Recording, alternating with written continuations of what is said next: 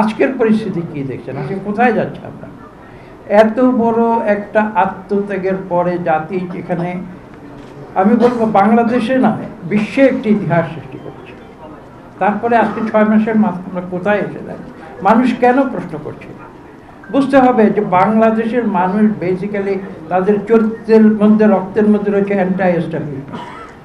আজকে আমার গলায় ফুলের মালা দিচ্ছে, কাল যখন আমি ক্ষমতায় যাব মানুষ আমাকে প্রশ্ন করবে, এবং এটাই হওয়া উচিত গণতন্ত্র।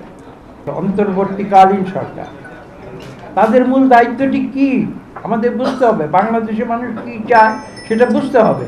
মূল দায়িত্ব হচ্ছে যে এই সরকার একটি স্বৈরাচারী পদ্ধতি থেকে একটি ট্রানজিশন তারা ঘটিয়ে দেবে, যে ট্রানজিশন ঘটিয়ে একটি গণতান্ত্রিক পদ্ধতিতে বাংলাদেশকে রূপান্তরিত করবে, এবং এটাই বাংলাদেশের 18 কোটি মানুষ চায়। আমি যদি ভুল বলে থাকি আমাকে সংশোধন করতে। কাজে আজকে এই একটির পর একটি সমস্যা কেন আবার নতুন করে আমাদের সামনে এসেছে এটা আমি বুঝতে পারছি না। ভাইস চ্যান্সেলর সাহেব সংস্কারের কথা উল্লেখ করেছেন। সংস্কার একটি চলমান প্রক্রিয়া।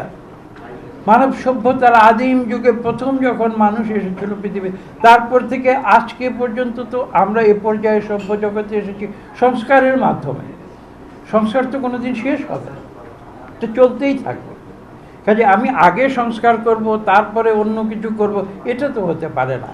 এটা মানব জীবন যতদিন প্রবাহমান থাকবে সঞ্চার চলতেই থাকবে, সংস্কার চলতেই থাকবে, এবং এই চলমান সংস্কারের ভেতর দিয়েই কিন্তু আমাদের পৃথিবীতে আমাদের যে চলমান কার্যক্রম সেটা পরিচালনা করে যেতে হবে।